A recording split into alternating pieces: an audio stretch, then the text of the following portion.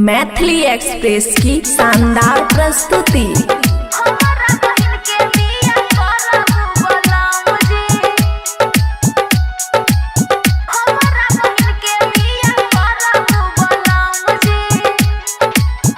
खुशी recording studio बलुआहा। बात न सुनाई के करो होया टेंशन जी,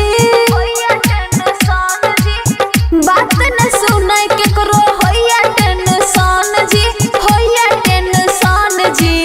हमारा बहन के बियाह करबू बलम जी, हमारा बहन के बियाह करबू बलम जी।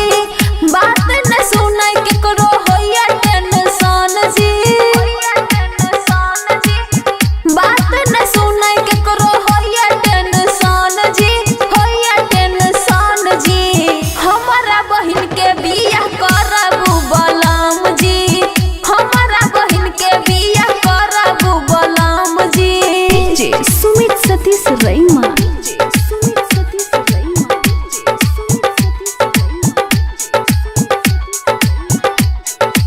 Mix by Aman Akke.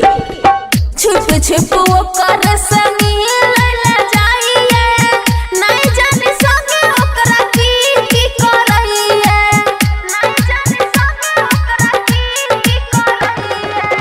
छुप छुप ओकर संगी लैला जाइए, नहीं जाने संगे ओकरा की करइए। देख के आदत ओकर लागै छै शरम जी, लागै छै शरम जी। देख के आदत ओकर लागै छै शरम जी, लागै छै शरम जी।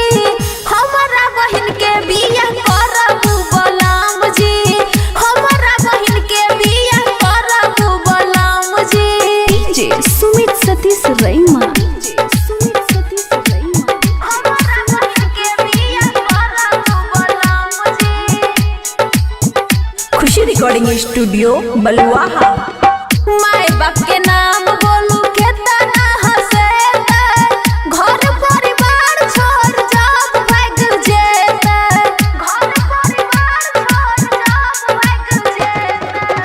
माय बाप के नाम बोलू केतना हंसेते, घर परिवार छोड़ जब भाग जेते। मान लिया बात खाके कहै छी कसम जी, कहै छी कसम जी। मान लिया बात खाके कहै छी कसम जी, कहै छी कसम जी। हमारा बहन के बियाह करबू बलम जी, हमारा बहन के बियाह करबू बलम जी। खुशी रिकॉर्डिंग स्टूडियो बलुआहा।